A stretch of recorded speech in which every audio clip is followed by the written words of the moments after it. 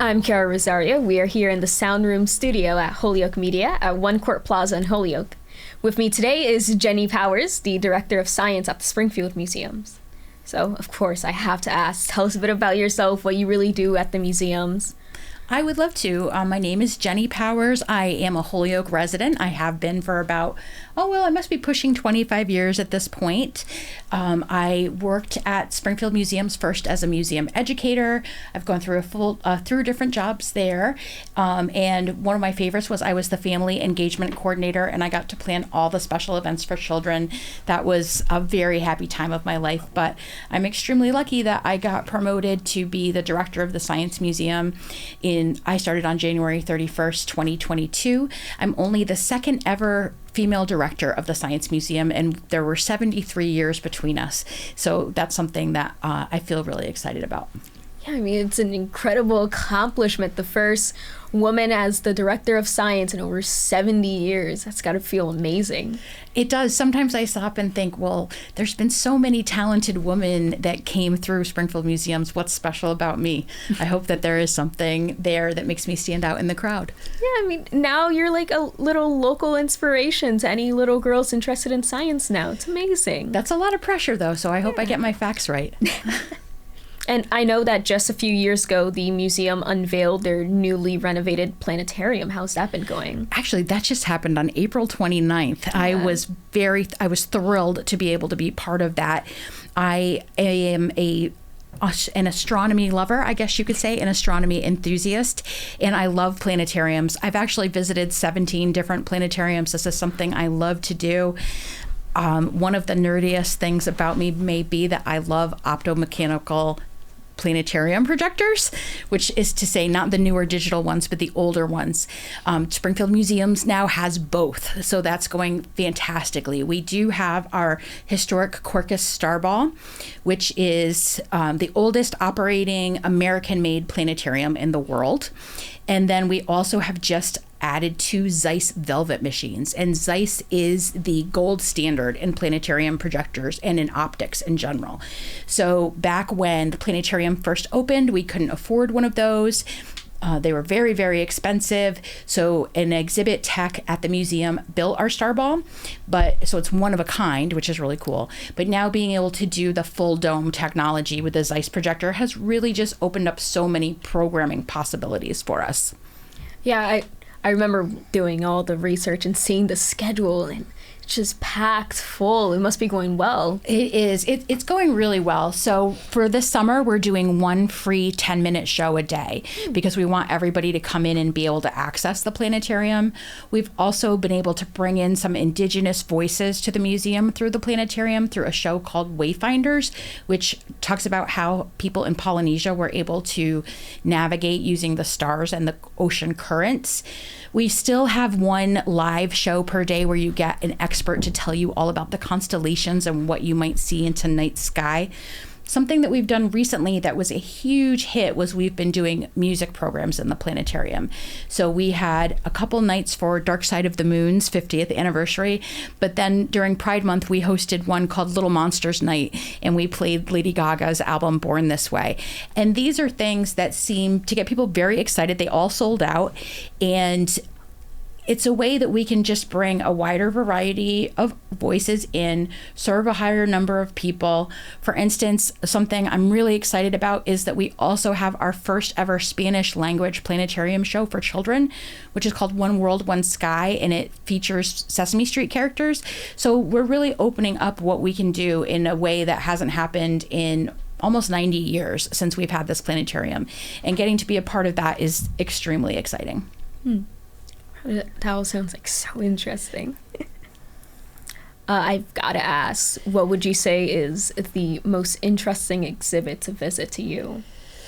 Oh my goodness, that's a tough question. Of course, I love Astronomy Hall, right? The most interesting exhibit to me, it's really hard to answer that question because I have a little in on what's coming. And I really believe that our dinosaur renovation is a super important part of the museum right now.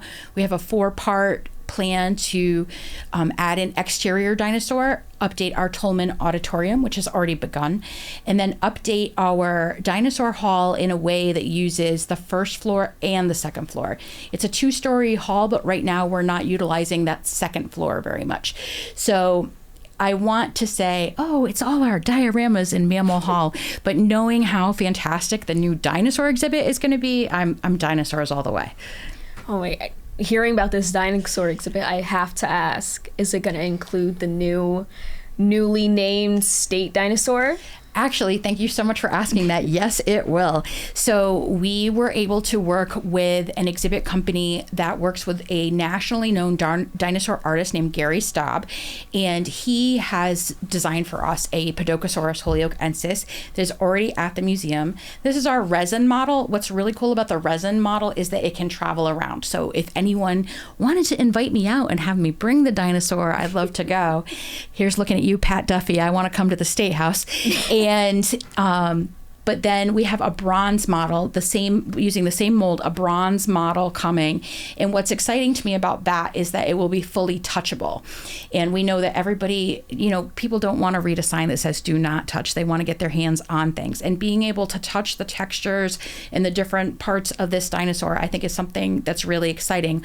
Also, what a lot of people don't know about this dinosaur is it's actually about the size of a cat. So it's not, maybe a big cat, but it's not going to be looming over you the way that a T-Rex would. So it's something you can get really up close to. Well, that would be one heck of a pet if they were alive now. That's for sure. I gotta ask, of course, are there any special discounts or days where you think it might be best for families to come through and visit? There are a lot of discount days and a lot of discounts. We have a whole part of our website that is devoted to saving money for visitors.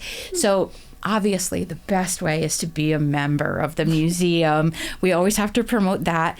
And you do get a lot of extra benefits like special events and things like that.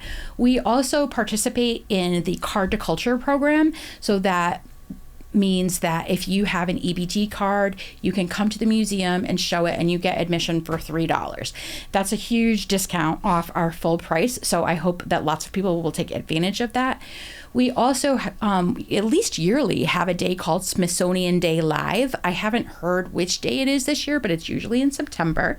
And that's a day that anybody who goes online and prints out their tickets in advance can come to the museum for free. That sounds really great, especially for any family struggling to at least come through and give their kids a chance to really see the museum. For us, the mission is more important than the revenue. Obviously, we have to have revenue to keep the place going and keep us all employed, but we really want people to be able to access the museum. It is a public trust, and so making sure it's accessible for as many families as possible is our goal. And when exactly are the museum hours? Museum hours. So in summer, we're open on Mondays. That will only last for a couple more weeks. We're open 7 days right now. Every day but Sunday, we're 10 to 5. On Sunday, we open just an hour later, so we're 11 to 5. Of course, I have to say thank you so much for coming over here. Oh, I'm thrilled to be here. As a Holyoke resident, I hope that lots of Holyoke people get to enjoy the museum.